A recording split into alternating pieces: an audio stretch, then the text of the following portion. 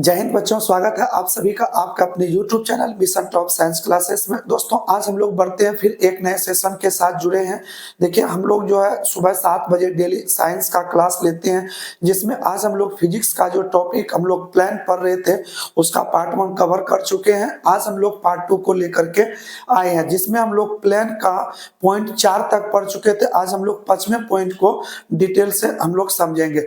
देखिए इस सेशन को पढ़ने से आपका क्या सब क्लियर होने वाला है, तो उन सारी बातों को पहले समझ लें। यदि आप लोग बीपीएससी तैयारी 4.0 का तैयारी कर रहे हैं तो उसके लिए तो बहुत ही हेल्पफुल होने वाला है, या आप अदर स्टेट पीसीएस का भी तैयारी कर रहे हैं तो वो भी आपका कम कर जाएगा। इसके बाद यदि आप बिहार एसआई यानी दरोगा का भी तैयारी कर रहे हैं तो भी आपको ये एकदम हेल्पफुल होगा, और बिहार एसएससी इनमें भी आपको यहाँ से प्रश्न देखने को मिलेगा। बता दें आपको कि ये सेशन आपको एनसीईआरटी और एससीईआरटी बेस्ड होगा, यानी जो भी एनसीईआरटी और एससीईआरटी आधारित है वो आपको मिलेगा, जिसमें हम लोग पढ़ने वाले हैं क्या, फिजिक्स। पॉइंट है आपका चैप्टर क्या है, फिजिक्स, जिसमें हम लोग डिस्कशन किसके बारे में कर रहे हैं, प्लेन मिरर यानी समतल दर्पण के बारे में हम लोग पढ़ रहे हैं। तो इसलिए यदि आप हमारे चैनल पर नए हैं तो इस चैनल को सब्सक्राइब कर लीजिए, क्योंकि हम आपको डेली इस तरह का सेशन लेकर के आते हैं ताकि आपके लिए ये क्या हो, काफी हेल्पफुल हो। तो देखिए हमारा टाइमिंग क्या है कि सुबह जो है आपको 7 बजे जो है लाइव आते हैं, और शाम में आपको कितने बजे, तो शाम में भी आपको हम 7 बजे हाजिर होते हैं। तो आप इस टाइम में जुड़ करके हमारा क्लास आप ज्वाइन कर सकते हैं, जहां हम आपको बिल्कुल बिना कॉस्ट का आपको हर एक पॉइंट डिटेल से आपको पहुंचाते हैं।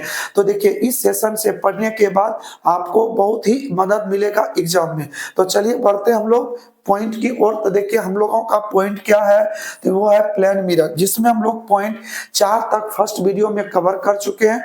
आज हम लोग पढ़ने वाले हैं इनका 5वां पॉइंट। तो समझिएगा आप लोग ध्यान से, 5वां पॉइंट हम लोगों का क्या है।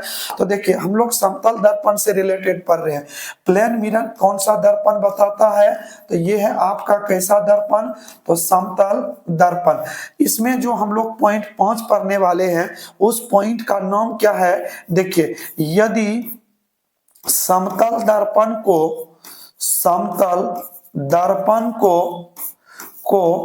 थीटा कोण से घुमाया जाए, किस कोण से घुमाया जाए, थीटा कोण से घुमाया जाए, तो उसका प्रतिबिंब किस कोण से घूमेगा। ठीक है, घुमाया जाए तो उसका प्रतिबिंब किस कोण से घूमेगा, उसका प्रतिबिंब किस कोण से मूव करेगा यानी घूमेगा। तो ये आपको बताना है कि ये घूमने वाला प्रतिबिंब एंगल क्या होगा। यदि मान लिया जाए, देखिए ये एक कोई क्या है, प्लेन मिरर है, इसको हम किसी ऑब्जेक्ट पर रख करके इसको किस एंगल से घुमाते हैं, मूव करते हैं, थीटा एंगल से। तो इस प्लेन मिरर के द्वारा बनने वाले प्रतिबिंब किस कोण से घूमेंगे, तो इसके बारे में हम लोग बात करेंगे। तो देखिए यदि किसी समतल दर्पण को थीटा कोण से घुमाया जाए तो उसका प्रतिबिंब जो घूमेगा, उनको याद रखिएगा, इनका प्रतिबिंब किससे मूव करेगा, तो प्रतिबिंब द्वारा बना कोण जो होगा ना, बना कोण जो होगा वो कोण क्या होगा, तो 2 थीटा होगा। कौन सा कोण होगा, तो 2 थीटा का कोण आपको ये बनेगा यहाँ पर। ठीक है, तो कितना कोण बनेगा, तो 2 थीटा का कोण बनेगा। चलिए हम लोग पॉइंट इसमें समझते हैं। पॉइंट नंबर कितना, तो 6। पॉइंट नंबर 6 को हम लोग समझते हैं। देखिए पॉइंट नंबर 6 इसी पर आधारित आपका और है पॉइंट नंबर 6। तो देखिए पॉइंट 6 क्या कहता है कि यदि कोई व्यक्ति समतल दर्पण की ओर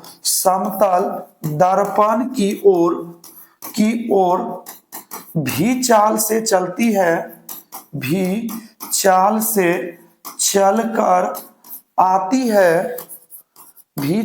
चलकर आती है, तो उसका प्रतिबिंब किस चाल से चलती हुई नजर आएगी, प्रतिबिंब किस चाल से चलती हुई नजर आती है। तो इनका जवाब क्या होगा? तो इनका जवाब भी वही होगा जो ऊपर में हम लोग देखे कि यदि थीटा कोण से घुमाया जाए तो प्रतिबिंब किससे घूमता है? तो 2 थीटा से घूमता है। तो उसी तरीके से अगर कोई व्यक्ति समतल दर्पण की ओर भी चाल से चलती हुई आती है, देखिए हम आपको बताते हैं। देखिए यहाँ पर जो है एक कोई आपका प्लेन मिरर रखा हुआ इस जगह पर, ठीक है। ये कैसा मिरर है? तो प्लेन मिरर है। और इस प्लेन मिरर की ओर अगर कोई व्यक्ति यहाँ से भी चाल से, किस चाल से चलती हुई? तो भी चाल से चलती हुई कहाँ की ओर आ रही है? तो समतल दर्पण की ओर बढ़ रही है। तो इस दर्पण में बनने वाला इस व्यक्ति का जो छवि होगा वो किस स्पीड से इस दर्पण में दिखाई देगा? तो उसका क्या होगा? तो यहाँ पर आप लोग याद रखिएगा कि प्रतिबिंब की जो चाल होगी वो प्रतिबिंब की चाल कैसी होगी? तो वो हो जाएगा 2v। अर्थात अगर व्यक्ति भी चाल से आती है तो प्रतिबिंब कितना चाल से चलेगा? तो 2v चाल से चलती हुई नजर आएगी। तो आप लोग इसको ध्यान से समझते जाइए क्योंकि हम इस पर आधारित आपको न्यूमेरिकल्स भी बताएंगे, ठीक है। चलिए हम लोग पॉइंट नंबर 7 की ओर बढ़ते हैं। पॉइंट नंबर ये 6 था आपका। अब हम लोग बात करते हैं पॉइंट नंबर कितना? तो 7 की हम लोग बात करते हैं। देखिए यदि कोई व्यक्ति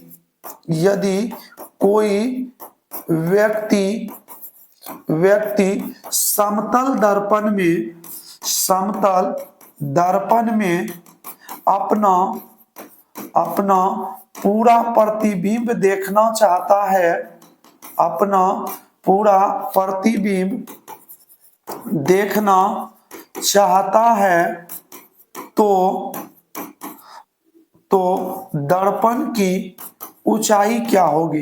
देखिए इसको समझिएगा, दर्पण की ऊंचाई क्या होगी इसका जवाब देना है। देखिए एक व्यक्ति है जो कि समतल दर्पण में क्या करना चाहता है? अपना पूरा प्रतिबिंब देखना चाहता है।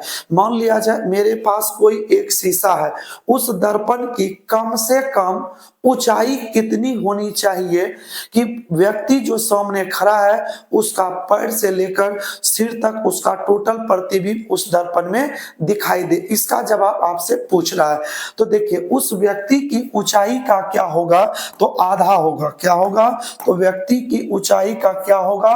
तो आधा होगा। तो हम लोग लिखेंगे क्या? तो दर्पण की ऊंचाई जो होगी, ठीक है, व्यक्ति की ऊंचाई का क्या होगा? तो आधी रहोगी। क्या होगी? तो व्यक्ति की ऊंचाई की क्या होगी? तो आधी होगी। इस पॉइंट को याद रखिएगा। अगर व्यक्ति 5 मीटर या 5 फीट लंबा है तो उसका दर्पण जो होगा वो कितने फीट का होगा? तो कम से कम 2.5 फीट का रहेगा। तो उस व्यक्ति का पूरा प्रतिबिंब उसमें दिखाई दे देगा, ठीक है। तो ये है क्या कि अगर कोई व्यक्ति उसमें अपना पूरा प्रतिबिंब देखना चाहे तो दर्पण की ऊंचाई क्या होनी चाहिए? तो व्यक्ति की ऊंचाई का आधा होना चाहिए। तो बताइए यहां तक आप लोगों का क्या हो गया होगा? बिल्कुल अच्छी तरीके से क्लियर हो गया होगा, ठीक है। चलिए तो ये था आपका प्लेन मिरर। हम इस पर आधारित आपसे कुछ प्रश्न पूछते हैं, न्यूमेरिकल्स देते हैं, उन बातों को सोल्व करके हम लोग तब बढ़ेंगे अगले पॉइंट की ओर। देखिए अगर यदि दिया जाए क्या? तो समतल दर्पण को 60 डिग्री के कोण पर घुमाया जाए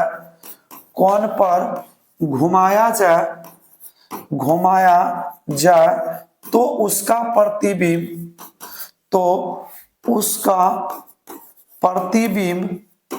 प्रतिबिंब किस कोण से घूमेगा?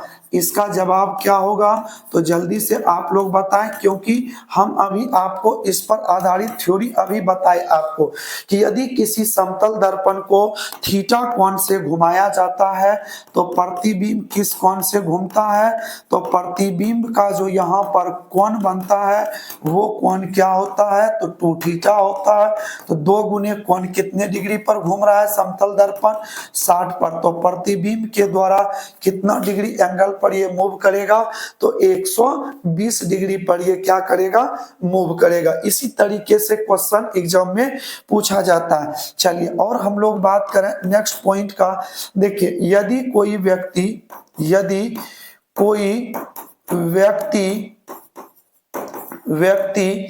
30 मीटर पर सेकेंड की चाल से समतल दर्पण की ओर आती है, ठीक है, समतल दर्पण की ओर आती है तो उसका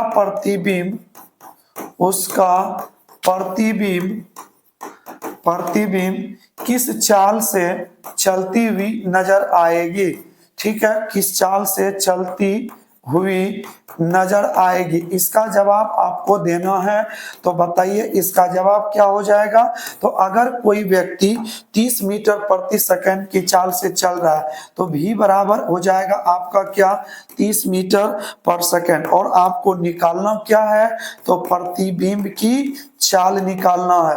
तो प्रतिबिंब की चाल बराबर क्या हो जाएगा, तो 2v हो जाएगा। तो 2 गुने v का वैल्यू क्या है, 30, तो 30 गुने क्या हो जाएंगे, 60 मीटर पर सेकंड। क्योंकि हम लोग थ्योरी में क्या पढ़े कि अगर कोई व्यक्ति v चाल से समतल दर्पण की ओर चलती हुई आती है तो उसका प्रतिबिंब किससे चलता हुआ नजर आता है, तो 2v चाल से चलती हुई नजर आती है, ठीक है। तो ये था आपका क्या, समतल दर्पण की कुछ प्रमुख विशेषता जिसको कि आप लोग पढ़े अभी, और यहां से क्वेश्चन एग्जाम में पूछ लिया जाता है। आइए हम लोग कुछ समतल दर्पण की और विशेषता को समझते हैं। देखिए समतल दर्पण में इसका गुण क्या है, इसकी हम लोग बात करें। देखिए जैसा कि आप सभी लोगों को मालूम होगा कि प्रतिबिंब जो होते हैं ना, प्रतिबिंब 2 प्रकार के बनते हैं। प्रतिबिंब कितने तरह का बनता है, तो 2 तरह का बनता है।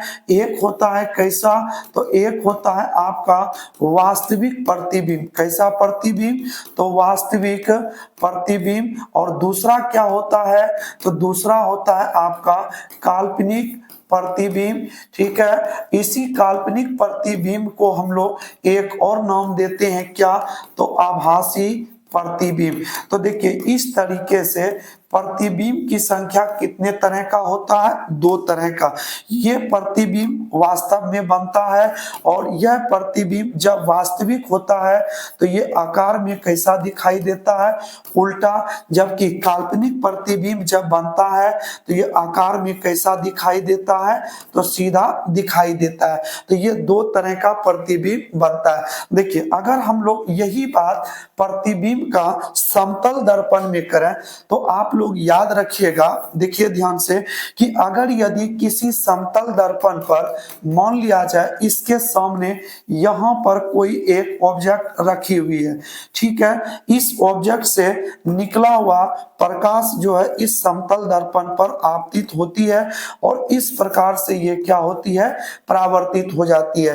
तो अगर हम लोग इस वस्तु की ऊंचाई या दूरी की बात करें कि ये दर्पण से कितना दूरी पर है, तो मान लेते हैं ये h ऊंचाई पर है या h दूरी पर है, ये यहाँ पर, ठीक है। अगर हम लोग इसको आगे की ओर बढ़ाएं, इसको आगे की ओर बढ़ाएं, और इसको भी हम लोग आगे की ओर बढ़ाएं, ठीक है, और इस प्रकार से, तो यहाँ पता है कि ये आपका क्या होता है, तो अभिलंब होता है, ठीक है। तो ये 90 डिग्री का एंगल है, ये आपका 90 डिग्री का।